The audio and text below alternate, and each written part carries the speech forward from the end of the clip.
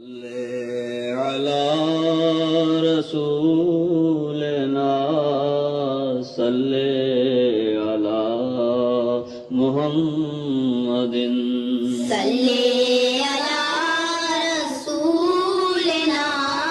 صلی علی محمد صلی علی محمد صلی علی محمد صلی علی محمد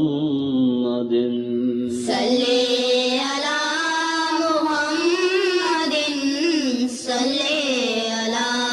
محمد صلی علی محمد صلی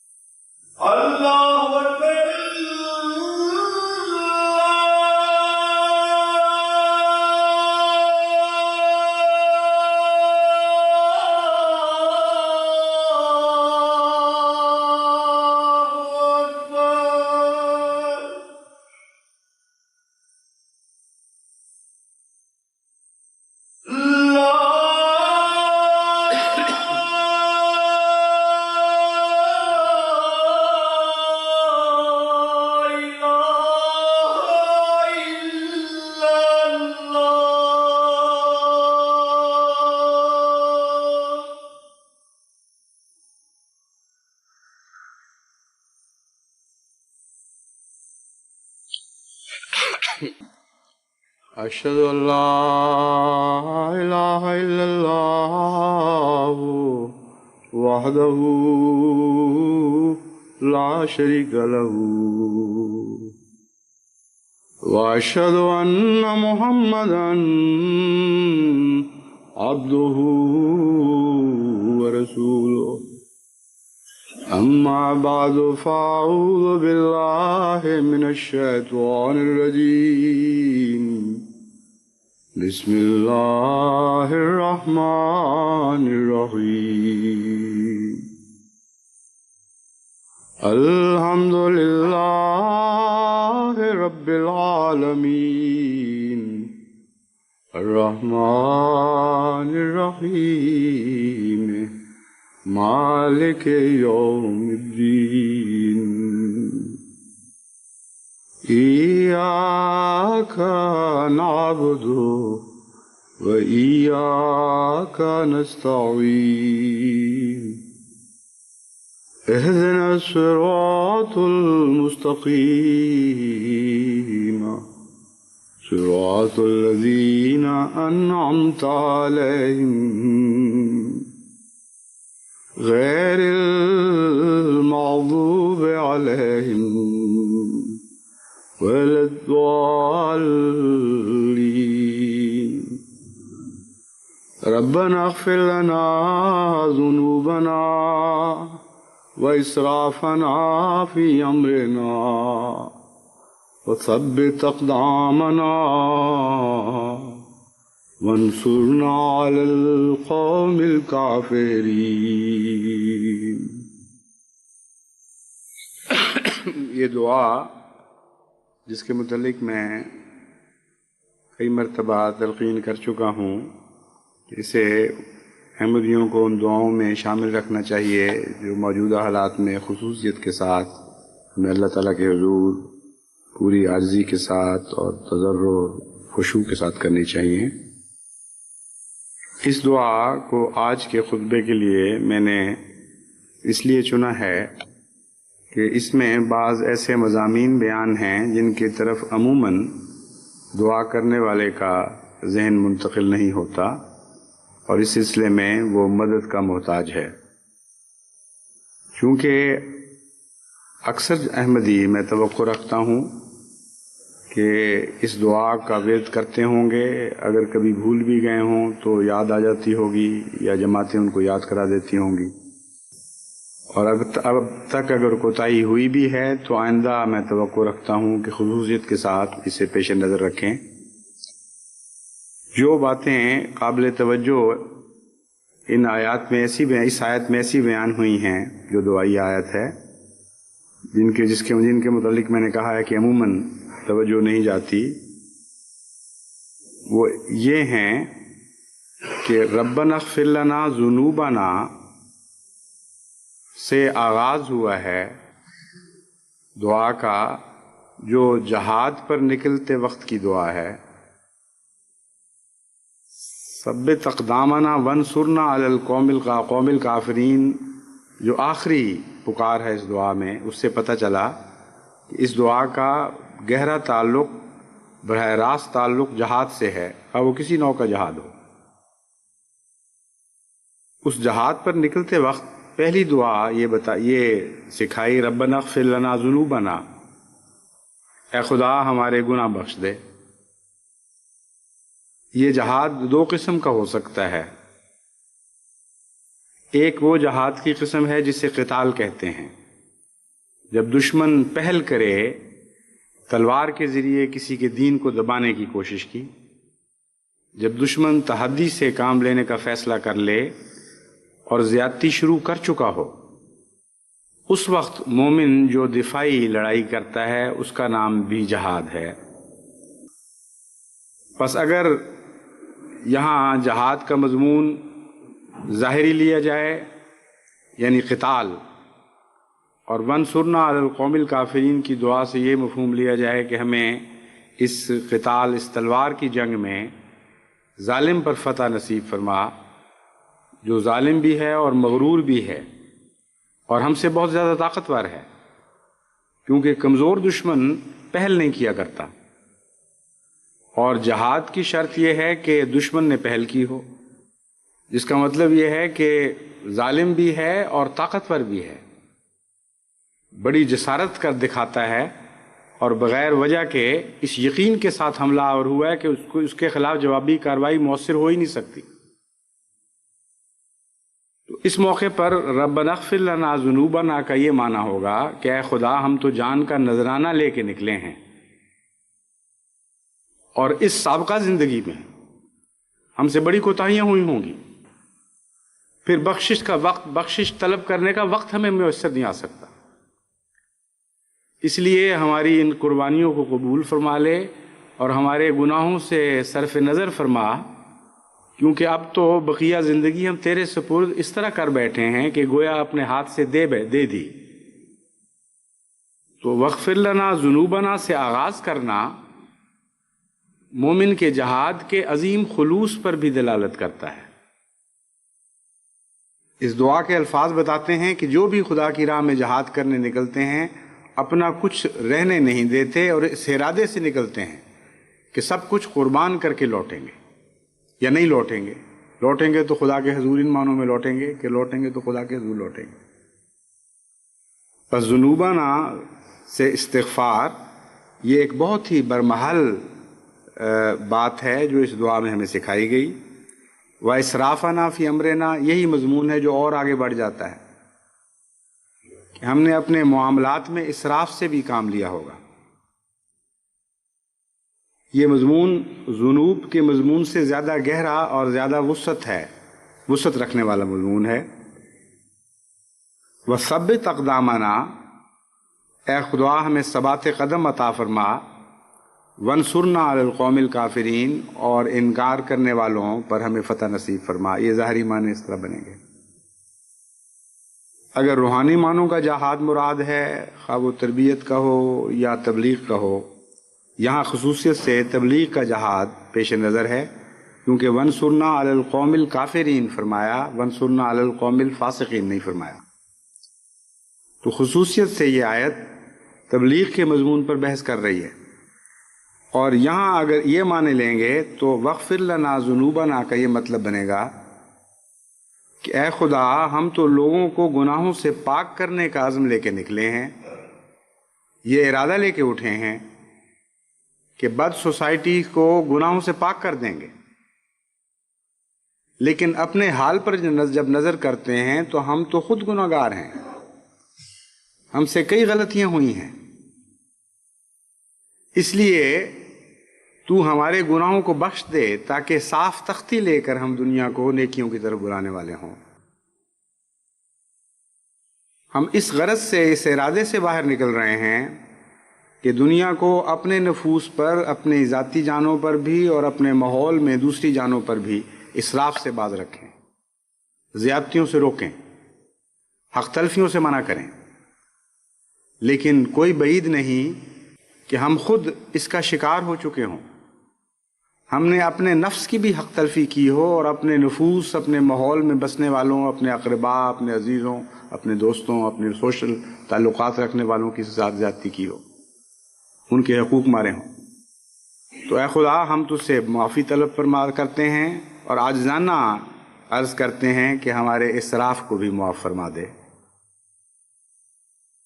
تاکہ صاف دل اور صاف ضمیر کے ساتھ ہم تبلیغ کر سکیں۔ جہاں یہ دعا اس لحاظ سے برمحل ہے، وہاں انکساری کا بھی عظیم سبق دیتی ہے۔ تبلیغ کرنے والے اس زوم کے ساتھ نہیں جاتے کہ دنیا ساری بد ہے اور ہم پاک ہیں۔ تبلیغ کرنے والے کسی رعونت اور تکبر اور انانیت کا شکار ہو کر باہر نہیں نکلتے، بلکہ غرور اور تکبر اور انانیت کے شکاروں کو ان کے ظلموں سے باز رکھنے کے لیے نکلتے ہیں، اور خود یہ اقرار کر کے جاتے ہیں کہ ہم خود بھی گناہگار، ہم بھی خود بھی کمزور، مگر خلوص نیت کے ساتھ اللہ تعالیٰ پر توکل کرتے ہوئے ہم دنیا کو ان بیماریوں سے پاک کرنے کا ارادہ لے کے نکلے ہیں۔ تو ان کے طریقے تبلیغ میں، ان کے رجحان میں ایک نمایاں تبدیلی پیدا ہوتی ہے اس دعا کے نتیجے میں۔ رونت مٹ کر ایک خاک پر بچھا ہوا انکسار بن جاتی ہے، اور ایک ایسی عاجزی سکھاتی ہے یہ دعا جس کے بعد انسان کا ذاتی نفس کا بھروسہ کچھ بھی باقی نہیں رہتا، بلکہ کلیتاً معاملہ خدا کے سپرد ہو جاتا ہے۔ اسی لیے پھر فرمایا کہ یہ دعا کرو وثبت اقدامنا، کیونکہ تمہیں ثبات قدم نصیب ہی نہیں ہو سکتا تبلیغ کے مضمون میں اگر گناہ گار ہو اور اسراف کرنے والے ہو، کیونکہ تم تسلیم کرتے ہو کہ تم سے یہ کمزوریاں سرزد ہوئی ہوں گی یا ہو چکی ہیں واقعتاً۔ اس لیے اب خدا سے دعا مانگو کہ وہ تمہیں ثبات قدم عطا فرمائے، ورنہ اپنی طاقت کے بھروسے پر، اپنی نیکیوں کے بل بوتے پر تمہیں ہرگز ثبات نصیب نہیں ہو سکتا، کیونکہ تم کمزوریوں کا پتلا ہو اور کمزوریوں سے پاک نہیں ہو۔ وانصرنا علی القوم الکافرین، اور اے خدا تو ہی ہے جو ہمیں انکار کرنے والوں پر فتح اور نصرت عطا فرما۔ وانصرنا میں فتح کا مضمون داخل ہے، ویسے تو اس کا معنی صرف یہ ہے کہ ہماری مدد فرما، لیکن جس کی خدا مدد کرے اس کے لیے فتح تو ایک لونڈی کی طرح اس کے حضور چلی آتی ہے۔ اس لیے نصرت الہی کے ساتھ فتح و ظفر کا مضمون پیوستہ ہے، اس طرح بندھا ہوا ہے کہ اس کو الگ کیا ہی نہیں جا سکتا۔ اس دعا میں ثبات قدم کا لفظ ایک خاص اہمیت رکھتا ہے، اور اس کے مضامین میں جو وسعت ہے اس کی طرف میں خصوصیت سے توجہ دلانا چاہتا ہوں۔ ثبات قدم سے عموماً صرف اتنا مفہوم سمجھا جاتا ہے کہ ہمارے پاؤں لڑکھڑائیں نہیں، گویا کہ ایک ظاہری لڑائی کا نقشہ ہے، کسی کے پاؤں ڈگمگا جائیں یا بھاگنے کو دل چاہنے لگے، اس وقت انسان یہ سمجھتا ہے کہ ثبات قدم کی نفی ہو رہی ہے۔ یہ درست ہے، یہ معنی غلط نہیں، لیکن ثبات قدم کا مضمون ایک وسیع تر مضمون ہے۔ اگر اس کے سارے پہلوؤں کو پیش نظر رکھ کر یہ دعا کی جائے تو یہ دعا زیادہ کامل، زیادہ خوبصورت اور زیادہ نفع بخش بن سکتی ہے۔ یہ دعا ثبت اقدامنا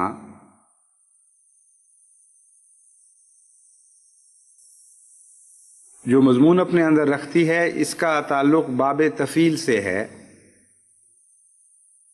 ثبت یثبت تثبیتاً، جس کا مطلب یہ ہے کہ ایک چیز کو دوسرے میں جاری کر دینا۔ تو اس کا معنی یہ بنے گا کہ اے خدا، ثبوت، ثباتاً، ثبات، جتنے بھی مادے ہیں جن کا تعلق اس تثبیت سے ہے، ان سارے مادوں کا مضمون ہماری ذات میں ہمارے داخل فرما دے،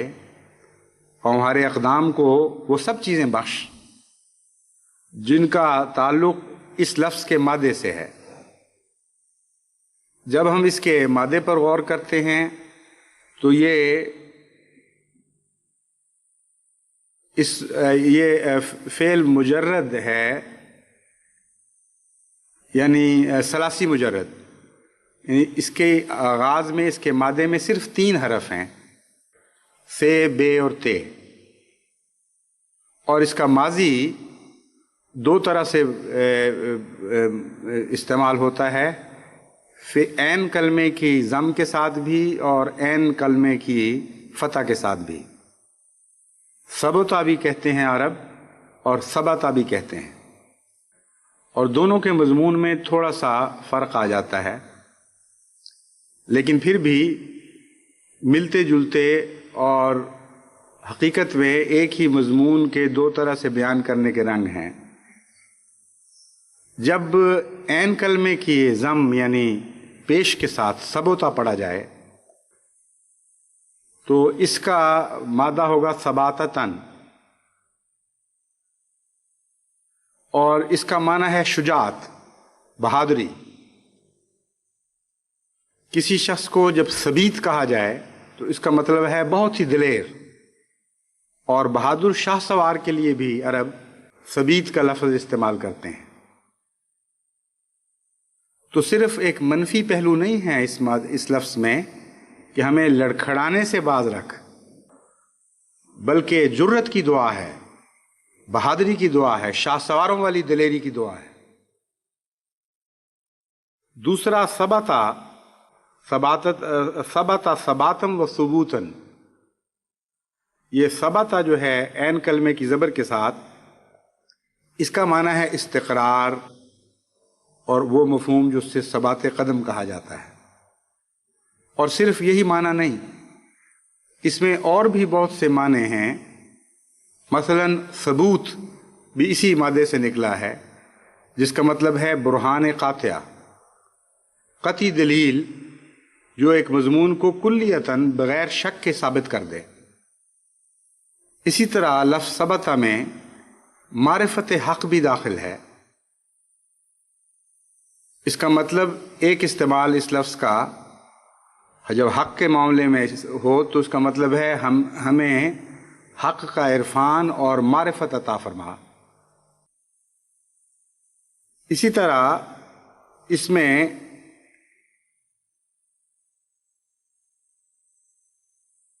ایک کہنے والے کے لیے اس کی بات کی وقت کا جس کے متعلق یہ لفظ بولا جائے اس کی بات کی وقت کی طرف بھی اشارہ کیا ہوتا ہے۔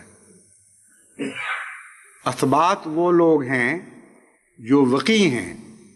جن کی باتیں غلط نہیں ہوتی، جن کی باتوں میں وزن ہوتا ہے، اور جب بات کرتے ہیں حق کی بات کرتے ہیں۔ اب یہ بظاہر الگ الگ معنی ہیں، لیکن ایک دوسرے کے ساتھ ان سب کا گہرا تعلق ہے۔ وہ شخص جو حق پر قائم ہو اور حق کا عرفان بھی رکھتا ہو، اس کے لیے لازمی ہے کہ وہ بہادر بھی ہو، کیونکہ دلیری سچائی سے پیدا ہوتی ہے، اور صرف سچائی سے نہیں بلکہ سچائی کے عرفان سے پیدا ہوتی ہے۔ اور دلائل میں جب گفتگو ہو رہی ہو تو وہ شخص جس کے پاس حق ہو، جس کے پاس مضبوط اور قاطع دلیل ہو، جو شخص اس مضمون کا عرفان رکھتا ہو جس میں گفتگو کر رہا ہے، اس کی بات میں ایک عجیب شوقت پیدا ہو جاتی ہے، اس کی بحث میں ایک ایسی طاقت آ جاتی ہے کہ اس کے نتیجے میں اس کا دلیر ہونا ایک اس کا طبیعی اور لازمی نتیجہ ہے۔ اس لیے مومن اپنی گفتگو میں کامل یقین رکھتا ہے، اور اس کے لیے ڈگمگانے کا سوال ہی نہیں۔ ہمیشہ دلائل میں اور گفتگو میں وہ شخص ڈگمگاتا ہے جو کہیں جا کر خود ابہام کا شکار ہو جائے۔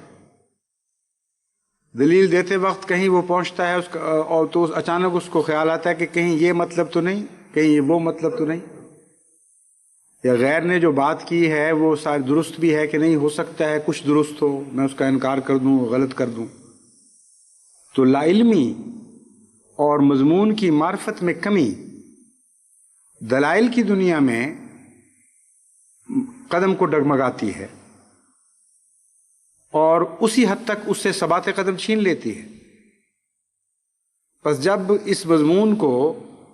روحانی اور علمی اور مذہبی دینی جہاد میں اطلاق کیا جائے تو اس کا مطلب یہ ہوگا کہ اے خدا ہمیں ثبات قدم عطا فرما، یعنی ہمیں وہ ساری صفات عطا کر جو دلیری پیدا کرتی ہیں، جن کا اس مضمون سے تعلق ہے۔ ان میں ایک بات یہ ہے کہ ہم ثقہ بات کرنے والے ہوں،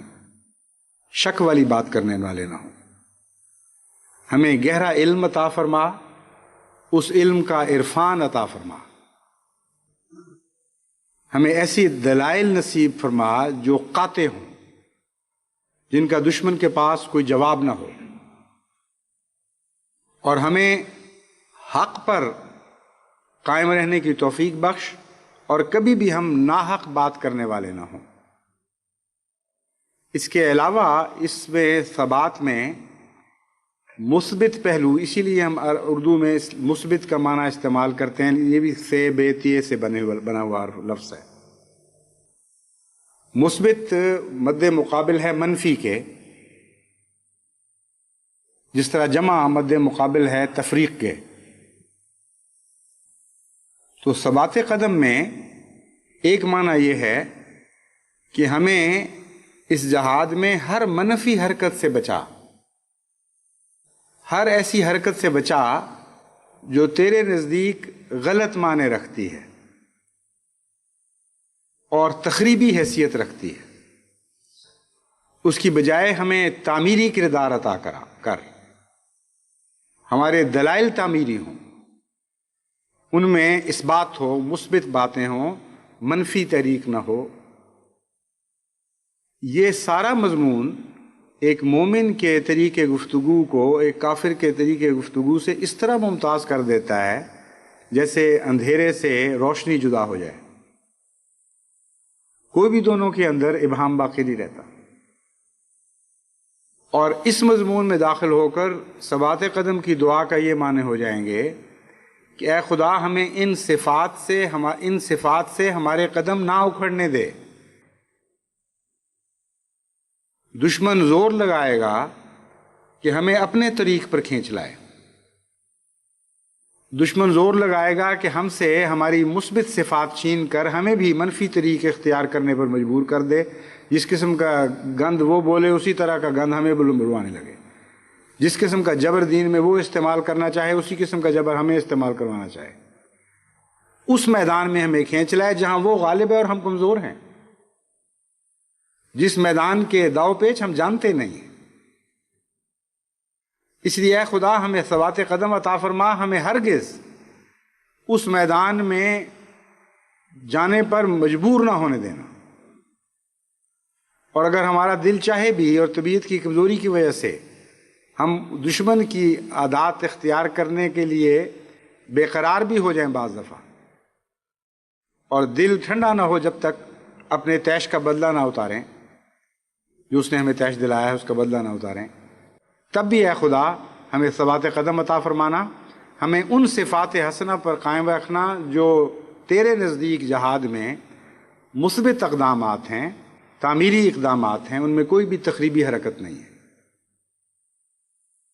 ایک مبلغ جب اس مضمون سے آگاہ ہو کر دعا کرتا ہے تو اس کی دعا بہت ہی وسعت اختیار کر جاتی ہے، اور منفی قدم میں پیچھے ہٹنا بھی ہے، اور مثبت قدم ہو ہی نہیں سکتا جب تک مزید زمین نہ جیتی جا رہی ہو۔ قدم آگے بڑھے گا تو وہ مثبت اقدام ہوگا، قدم پیچھے ہٹے گا تو وہ منفی اقدام ہے۔ تو یہ غلبے کی دعا بھی ہے، اس لیے ونصرنا کی دعا اس کے نتیجے میں طبعاً ذہن میں ابھرتی ہے، اے خدا ہمیں پیش قدمی عطا فرما، یہ بھی معنی ہیں اس کے، کیونکہ پیچھے ہٹنا اور بھاگنا منفی اقدام ہے، اور آگے بڑھنا اور آگے بڑھتے رہنا یہ ایک مثبت اقدام ہے۔ اس پہلو سے جب ہم اس دعا کے سارے گوشوں پر، اس مضمون کے سارے گوشوں پر نظر رکھ کر دعا کریں تو نہ صرف یہ کہ ہماری دعا بہت زیادہ نفع مند بن جائے گی، یعنی ہم خدا سے بہت زیادہ مانگ رہے ہوں گے بنسبت اس چھوٹی سی چیز کے کہ ہمارے پاؤں نہ ڈگمگائیں، یہ تو ایک بہت معمولی دعا ہے اس وسیع تر دعا کے مقابل پر۔ دوسرے ہماری تربیت ہوگی، ہمیں وہ سارے اسلوب سمجھ آ جائیں گے جو جہاد کے ساتھ گہرا تعلق رکھتے ہیں، جن کے بغیر جہاد حقیقی معنوں میں مومنانہ اور اسلامی ہو ہی نہیں سکتا۔ مثبت جہاد کیا چیز ہے، اس کی صفات جہاں تک نظریاتی تعلق ہے اس آیت میں مجتمع کر دی گئی ہیں، اکٹھی کر دی گئی ہیں، لیکن جب تک اس کے ساتھ اس کی عملی تصویر نظر نہ آئے، ڈیمونسٹریشن نہ ہو، حقیقی معنوں میں ایک مضمون پوری طرح سمجھ نہیں آتا۔ اسی لیے تعلیم کا جدید طریقہ دنیا میں ہر جگہ یہی ثابت اور معروف ہو چکا ہے کہ جہاں نظریات بتاؤ وہاں اس کے نمونے بھی دکھاؤ ساتھ۔ اسی پہلو سے اسلام دنیا کا سب سے زیادہ کامل سائنٹیفک مذہب ہے، اور اپنے اسلوب میں جدید ترین ہے، کہ قرآن کریم میں یہ ہے کہ ہماری ساری تعلیم جو ہم دے رہے ہیں اس کا اسوہ محمد مصطفیٰ صلی اللہ علیہ وآلہ وسلم کو بنا کے تمہیں دکھا دیا، کوئی چیز بھی مبہم اب نہیں رہنے دی، کوئی چیز بھی نظریاتی ایسی نہیں رہنے دی جس کا عملی نمونہ تمہیں پیش نہ کر دیا گیا، یہاں تک کہ منفی اقدار کا بھی عملی نمونہ محمد مصطفیٰ صلی اللہ علیہ وآلہ وسلم کے مخالفین کی صورت میں تمہارے سامنے رکھ دیا ہے۔ اب جو چاہو طریق اختیار کرو۔ حضرت صلی اللہ علیہ وآلہ وسلم کے جہاد کا مضمون تو بہت ہی وسیع ہے، اور آج میں نے یہ مضمون اس لیے اختیار کیا ہے کہ گزشتہ چند خطبات میں جماعت کو مختلف رنگ میں جہاد کی طرف بلا رہا ہوں۔ بعض دوستوں کے ذہن میں آتا ہوگا، اور ایک خط میں اس کا ذکر بھی تھا، کہ اب بار بار جہاد جہاد کیا کہتے ہیں۔ واقعہ یہ ہے کہ اسلام کا تصور ہر شعبہ زندگی میں جہاد کا ہے، اس لیے جہاد کے سوا کوئی لفظ میرے ذہن میں ابھرتا ہی نہیں۔ جب میں کوئی مضمون بیان کرتا ہوں تو طبعاً از خود رفتہ طبیعت جہاد کی مضمون میں داخل ہو جاتا ہے۔ ہر وہ کوشش جو اللہ کی خاطر کی جائے اور ان صفات حسنہ سے مزین ہو جن کا بیان اس آیت میں کیا گیا ہے، وہ جہاد ہے۔ اور کوئی کوشش بابرکت اور کامیاب ہو نہیں سکتی جو ان صفات حسنہ سے مزین نہ ہو۔ اس لیے جب میں کہتا ہوں شدی کی طرح ہندوستان میں جہاد کرو، جب میں کہتا ہوں کہ سچائی کے حق میں جھوٹ کے خلاف جہاد کرو، بدرسموں کے خلاف جہاد کرو، اور اس قسم کے مضامین میں لفظ جہاد بولتا ہوں، تو جہاد تو اسلام کی ساری زندگی پر ایک حاوی مضمون ہے۔ اس کے سوا کوئی اور لفظ پھبتا ہی نہیں ہے یہاں۔ لیکن جہاد میں کیا کیا چیزیں اختیار کرنی چاہیے، ان میں سے چند صفات حسنہ جہاد کی اس آیت میں بیان ہوئی ہیں، اور اس لیے میں ان کے متعلق جماعت کو کچھ وضاحت سے بیان کرنا چاہتا تھا۔ ثبات قدم کا مضمون مثبت پہلو سے حضرت صلی اللہ علیہ وآلہ وسلم کے اسوہ حسنہ میں پھیلا پڑا ہے، اور منفی پہلو سے، یعنی ثبات نہ ہو تو کیا ہوتا ہے، منفی پہلو سے حضرت صلی اللہ علیہ وآلہ وسلم کے دشمنوں کے کردار میں پھیلا پڑا ہے۔ اور قرآن کریم نے دونوں طرف واضح طور پر انگلیاں اٹھا کر ان دونوں کیفیتوں کو دکھایا ہے کہ دیکھ لو، جو ہم کہتے ہیں وہ اس طرح ہوا کرتا ہے۔ حق کی مخالفت کرنے والے یہ طریق اختیار کیا کرتے ہیں، حق کی تائید کرنے والے، حق کو دنیا میں پیش کرنے والے یہ طریق اختیار کیا کرتے ہیں۔ ان میں سے ایک مضمون کا حصہ بلاغ ہے، یعنی پیغام کو دوسرے تک پہنچانا، اور جیسا کہ میں نے بیان کیا تھا پہلے بھی، یہ مضمون بہت وسیع ہے، اور اس کے سارے پہلوؤں پر ایک خطبے میں کوئی گفتگو ہو ہی نہیں سکتی۔ لیکن میں نے آج کے خطبے کے لیے ایک پہلو چنا ہے سیرت محمد مصطفیٰ صلی اللہ علیہ وسلم کا، جس کی طرف متوجہ کرنا ضروری ہے۔ حضرت صلی اللہ علیہ وآلہ وسلم نے ایک جہاد آزادی ضمیر کے لیے کیا تھا، اور وہ جہاد تمام بنی نوع انسان کی خاطر کیا گیا ہے، صرف اسلام کی خاطر نہیں کیا گیا۔ ہمیشہ سے، جب سے انسان انسانیت کو پاؤں تلے روندنے والوں سے مقابلہ کرتا چلا آ رہا ہے، جب سے آزادی ضمیر کی خاطر کسی نوع کی جنگ بھی جاری ہے، سب سے زیادہ اس مضمون میں عظیم الشان اور کامل جہاد حضرت اقدس محمد مصطفیٰ رسول اکرم صلی اللہ علیہ وآلہ وسلم نے فرمایا۔ آپ کے مطالبات اس مضمون میں یہ تھے کہ سب سے پہلے آپ نے سوسائٹی کو اس طرف متوجہ کیا کہ ہر شخص اپنی سوچوں اور اپنے ایمان میں آزاد ہے۔ کوئی حق نہیں ہے کسی کا کہ کسی کی سوچ پر اور اس کے ایمان پر، اس کے نظریات پر کسی قسم کی قدغن لگائے اور جبراً ان کو تبدیل کرنے کی کوشش کرے۔ یہ جو اعلان ہے یہ اسلام کے لیے نہیں ہے۔ بڑی جہالت ہے اگر اسے یہ سمجھا جائے کہ صرف اسلام کی خاطر ہے۔ یہ تو آزادی ضمیر کا انسان کا جہاد ہے، شرف انسانی کو قائم کرنے والا جہاد ہے۔ اس کا مطلب یہ ہے کہ انسان حق نہیں رکھتا کہ کسی اور انسان کے نظریات کو، اس کے خیالات کو، اس کی سوچوں کو تبدیل کرے زبردستی، یا اس پر جبر کے تالے لگا دے اور اس کو ان سوچوں کے اظہار کا حق نہ ہو۔ تو یہ دوسرا جہاد کا پہلو یہ تھا کہ آپ نے یہ فرمایا، اور قرآن کریم اس مضمون کو کثرت سے بیان کرتا ہے، کہ صرف یہ نہیں کہ انسان کو خود اپنی سوچوں میں آزادی نصیب ہے،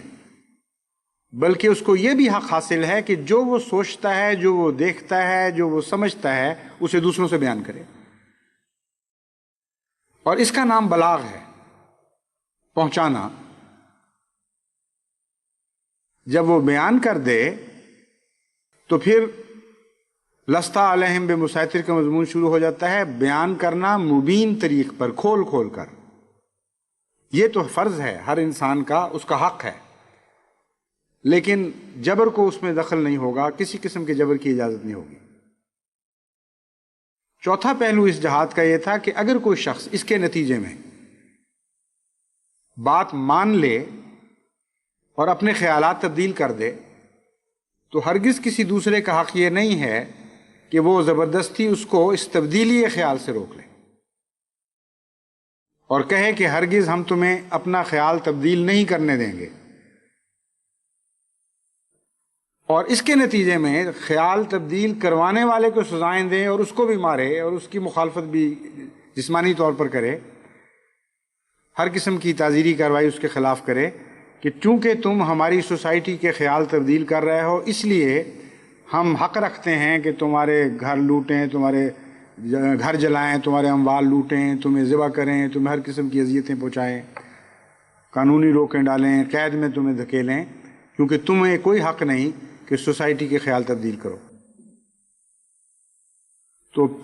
پہلا حصہ مضمون کا ایسے خیالات سے تعلق رکھتا ہے جو طبعاً ہر انسان کے دل میں پیدا ہوتے ہیں یا وہ لے کر پیدا ہوا ہے، ان کو اپنے ماں باپ سے ورثے میں پائے ہیں، اس میں تبدیلی کا کوئی تعلق نہیں۔ کسی قسم کے کوئی خیالات ہوں، سچ ہوں، جھوٹ ہوں، نورانی ہوں یا ظلماتی ہوں، اس سے بحث ہی کوئی نہیں ہے۔ اعلان آپ کا یہ تھا، اور یہ قرآن کریم نے بار بار بڑی تحدی سے اعلان فرمایا کہ ہر انسان آزاد ہے اپنی سوچوں میں، اس کی سوچوں پر کوئی پیرے نہیں لگائے جا سکتے۔ دوسرا اعلان یہ کہ اپنی سوچوں کو بیان کرنے میں آزاد ہے۔ تیسرا اعلان یہ کہ اس بیان کو سن کر اگر کوئی اپنی سوچیں تبدیل کرے تو اس پر دخل دینے کا بھی کسی کو حق نہیں۔ چوتھا یہ کہ اس بات کو جرم نہیں سمجھا جائے گا کہ کوئی اپنے خیالات بیان کر کسی دوسرے کے خیالات تبدیل کر رہا ہے، اور اس کے نتیجے میں اسے کوئی سزا نہیں دی جائے گی۔ یہ عظیم الشان آزادی ضمیر کا جہاد ہے جو آج بھی تمام انسان کو متوجہ کر رہا ہے اپنی طرف۔ آج جتنی جد و جہد ہے انسانی زندگی میں، اس میں جتنی خرابیاں نظر آ رہی ہیں، ان خرابیوں کا آپ تجزیہ کریں تو ہر جگہ آپ کو ان بنیادی ہدایات سے روکشی نظر آئے گی، تب وہ خرابی پیدا ہوئی ہے۔ کوئی شخص ان حقوق میں دخل اندازی کرنے کی کوشش کرتا ہے، کوئی حکومت ان حقوق میں دخل اندازی کرنے کی کوشش کرتی ہے، اس کے نتیجے میں فساد پیدا ہوتا ہے، دکھ پیدا ہوتا ہے، ظلم پیدا ہوتا ہے، نظریاتی جد و جہد خون خرابے کی جد و جہد میں تبدیل ہو جاتی ہے۔ اور پھر جھوٹے اور مصنوعی اعلان کرنے والے یہ اعلان کرتے ہیں کہ نہیں نہیں نہیں، ہم تو آزادی ضمیر کی خاطر لڑائی کر رہے ہیں، اور دوسرے مقابل پر یہی اعلان کرتے ہیں کہ نہیں نہیں، ہم تو آزادی ضمیر کی خاطر جہاد کر رہے ہیں، تم زبردستی بدلا رہے ہو۔ وہ پہلے فریق پر الزام لگاتا ہے، وہی الزام دوسرا فریق پہلا فریق دوسرے پر لگا دیتا ہے۔ تو بنیادی طور پر جہاں بھی نظریات میں کسی قسم کے جبر کی اجازت دی جائے اور نظریات تبدیل ہونے کا جو منظر ہے یہ برداشت نہ ہو سکے کسی سے، اپنے بچوں کو دیکھ رہا ہو کہ کسی کی بات سن کر اس سے متاثر ہو رہے ہیں اور اپنے خیالات بدل رہے ہیں، اس کے سینے میں ایک آگ لگ جائے، وہ کہے میں یہ نہیں ہونے دوں گا۔ ہر ایسے شخص کے مقابل پر حضرت محمد مصطفیٰ صلی اللہ علیہ وآلہ وسلم کا جہاد کھڑا ہو جائے گا، آزادی ضمیر کے نام پر جو آپ نے جہاد کیا تھا، اور ہر مسلمان کا فرض ہے کہ اس کی تائید کرے جس نے واقعتاً دلائل کی نتیجے میں اپنا مذہب تبدیل کیا یا اپنے خیالات تبدیل کیے، اور ہر ایسی جبر کی کوشش کا مقابلہ کرے جو ان بنیادی انسانی حقوق میں مداخلت کرتی ہے۔ ایسا شخص اگر بدنی جہاد پر بھی مجبور ہو، جسمانی جہاد پر بھی مجبور ہو، تو اسلام کے نزدیک وہ بھی جہاد ہی ہے، ثانوی حیثیت کا ہو مگر جہاد بہرحال وہ بھی ہے۔ اور جہاد کی اصل یہ تعریف ہے۔ چنانچہ آج جماعت احمدیہ کو عملاً ایسے حالات درپیش ہیں جن میں یہ مضمون خوب کھل کر ہمارے سامنے آ چکا ہے۔ آن حضرت صلی اللہ علیہ وآلہ وسلم نے جو 4 بنیادی حقوق انسان کے تسلیم کروائے اور جن کے لیے آپ نے اور آپ کے غلاموں نے بے انتہا قربانیاں دیں، آج آپ سے وہ 4 بنیادی حقوق چھینے جا رہے ہیں زبردستی۔ آج آپ کے متعلق یہ اعلان کیا جا رہا ہے کہ آپ کو کوئی حق نہیں ہے کہ آپ وہ سوچیں، وہ عقیدہ رکھیں جو آپ رکھتے ہیں، اور آپ کو یہ کہا جا رہا ہے کہ اگر آپ عقیدہ رکھتے بھی ہیں تو اپنے ذات کے اندر چھپا کر لپیٹ کر رکھ لیں۔ جس بات کو آپ حق سمجھتے ہیں، جس کو آپ سچ سمجھتے ہیں، اسے بیان کرنے کا آپ کو کوئی حق نہیں۔ اور پھر یہ اعلان کیا جا رہا ہے کہ اگر اس بیان کو کوئی سنے تو اسے اپنے خیالات تبدیل کرنے کا بھی حق کوئی نہیں، اور اگر وہ کرے تو ہم اسے قتل کی سزا دیں گے۔ اور آخری بات یہ کی جا رہی ہے کہ صرف اس کو قتل کی سزا نہیں ملے گی، تم جو خیالات تبدیل کروانے والے ہو تمہیں بھی سزا دی جائے گی۔ یہ 4 بنیادی حقوق جو انسانی حقوق ہیں، محض مذہبی حقوق نہیں ہیں، جن کے لیے حضرت اقدس محمد مصطفیٰ رسول اکرم صلی اللہ علیہ وآلہ وسلم نے ساری عمر جہاد کیا، اور جن امور کے لیے آپ نے اپنے خدام اور غلاموں کو جہاد سکھایا،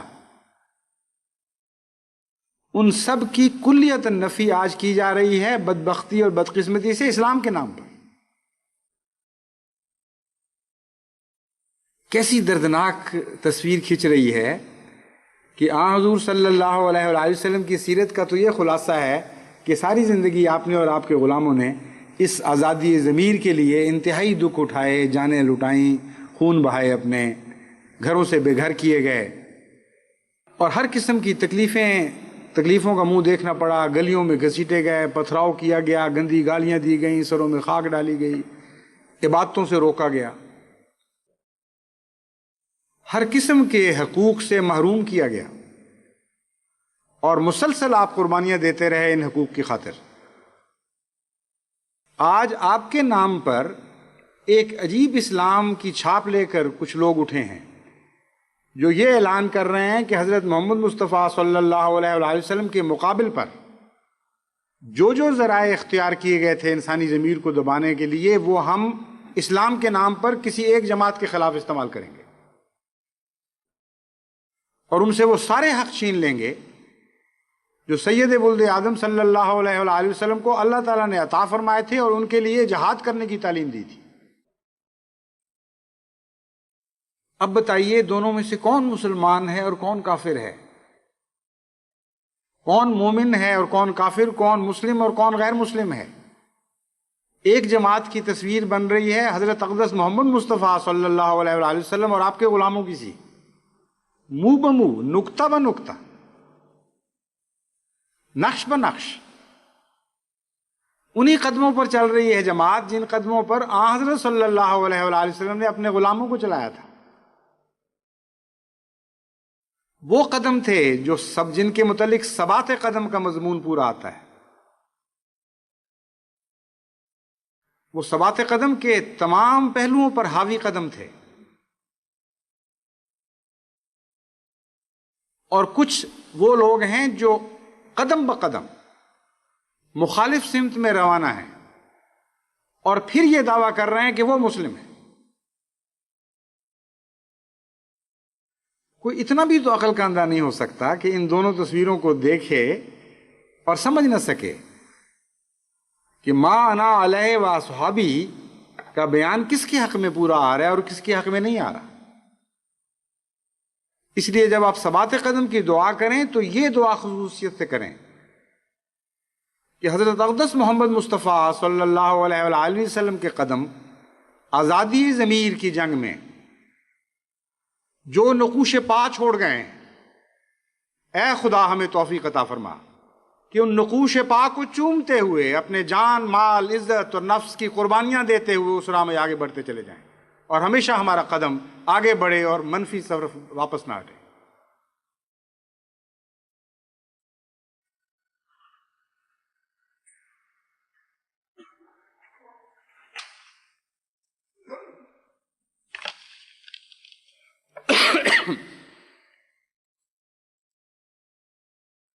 الحمد لله نحمده ونستعينه ونستغفره ونؤمن به ونتوكل عليه ونعوذ بالله من شرور أنفسنا ومن سيئات أعمالنا من يهده الله فلا مضل له ومن يضلله فلا هادي له ونشهد أن لا إله إلا الله وحده لا شريك له ونشهد أن محمدا عبده ورسوله. آج چند ایسی اطلاعیں ملی ہیں وفات کی جن کے متعلق میں سمجھتا ہوں کہ خصوصیت کے ساتھ جمعے کے بعد نماز جنازہ ہونی چاہیے. ایک تو ہمارے دو بڑے مخلص نوجوان جو جرمنی میں آئے ہوئے تھے، وہاں ایک کار کے حادثے میں شہید ہو گئے ہیں. مکرم عطاء الحق صاحب راما دار رحمت بستی ربوہ کے تھے اور ظفر محمود وڑائچ صاحب یہ چک 78 سرگودا کے. یہ دونوں بڑے مخلص نوجوان اور تبلیغ میں پیش ان کی رپورٹیں براہ راست مجھے آتی رہتی تھیں خطوں کی صورت میں. بہرحال مرضی مولا جو بھی ہے ہم اس پہ راضی ہیں. دوسرا مکرمہ زینب بیگم صاحبہ بنت مکرم محترم ڈاکٹر حشمت اللہ صاحب رضی اللہ تعالیٰ عنہ، ان کی بھی اچانک وفات کی میرپور خاص سے اطلاع ملی ہے. ڈاکٹر حشمت اللہ صاحب کا ایک خاص مقام تھا، صحابی ہونے کے لحاظ سے تو تھا ہی، اس کے علاوہ بھی ان کو ساری عمر حضرت مسلم موعود کی بڑی خدمت کی توفیق ملی ہے اور بڑی قربانی کے ساتھ اور وفا کے ساتھ انہوں نے خدمت کی ہے. اس لیے ان کی اولاد کا خصوصیت سے حق ہے جماعت پر. ڈاکٹر حشمت اللہ صاحب رضی اللہ تعالیٰ عنہ کا ایک بیان ہے، وہ دلچسپ ہے. ہو سکتا ہے سارے اس بیان کو نہ مانیں، مگر ان کا جو تاثر ہے اور وہ بڑے یقین کی حد تک تھا کہ حضرت مسیح موعود علیہ السلام کو جو الہام ہوا تھا اتم الجائع والموتر، وہ الہام آپ کہا کرتے تھے کہ میرے متعلق ہوا تھا اور میرے ساتھ کچھ اور لوگ بھی شامل ہو گئے. کہتے تھے کہ میں آیا تھا، ذرا دیر پہنچا تھا اور شدید مجھے بھوک لگی ہوئی تھی اور کھانا ختم ہو گیا تھا لنگر میں، اور میں نے صبر کیا لیکن ساتھ ہی دعا بھی کی کہ اے خدا میرا انتظام کر. اور اس وقت حضرت مسیح موعود علیہ السلام کو الہام ہوا اتم الجائع والموتر، کہ جو بھوکے ہیں اور تکلیف میں مبتلا ہیں ان کے لیے ان کو کھانا کھلا. چنانچہ حضرت مسیح موعود علیہ السلام نے اسی وقت رات کو 12 بجے کے قریب یا آدھی رات کو جو بھی وقت تھا، اسی وقت اعلان کروا دیا عام کہ جو جو بھوکا ہے وہ آ جائے، اور اسی وقت لنگر کھلوا دیا. چند آدمی ایسے تھے جن میں ڈاکٹر حشمت اللہ صاحب بھی شامل تھے، اور یہ ہمیشہ بڑے خاص فخر کے ساتھ اور جائز نیکی کے فخر کے ساتھ کہا کرتے تھے کہ میرا ذکر الہام میں موجود ہے. اس کے علاوہ بھی کچھ وفات کی اطلاعیں ہیں. چودھری عبید اللہ صاحب سیکرٹری صنعت و تجارت ضلع راجن پور، یہ بھی وہ مخلص دوست تھے، جماعت کے کارکن، ٹریفک کے حادثے میں شہید ہوئے. چودھری حاکم علی صاحب ورک چک نمبر 261 ضلع بہاول نگر. حافظ محمد یار عارف صاحب یہ مبلغ سلسلہ تھے کسی زمانے میں، حضرت خلیفہ بن مسیح ثالث کے کلاس فیلو بھی تھے، اور بڑا ان کا تعلق تھا گہرا حضرت خلیفہ بن مسیح ثالث سے. جماعت کی بھی ایک لمبے عرصے تک کافی خدمت کی توفیق پائی. مکرمہ مسودہ خاتون صاحبہ ہمارے مکرم داؤد احمد صاحب گلزار لندن کی ہمشیرہ تھیں، یہ لاہور میں وفات پا گئی ہیں. مکرم ملک اللہ دتا صاحب کھوکھر غربی ضلع گجرات، فضل احمد صاحب بھٹی کنڈری ضلع تھرپارکر سندھ، اور مکرمہ زینب صاحبہ کا تو میں پہلے اعلان کر چکا ہوں. ان سب کی نماز جنازہ غائب انشاءاللہ نماز عصر کے بعد ہوگی.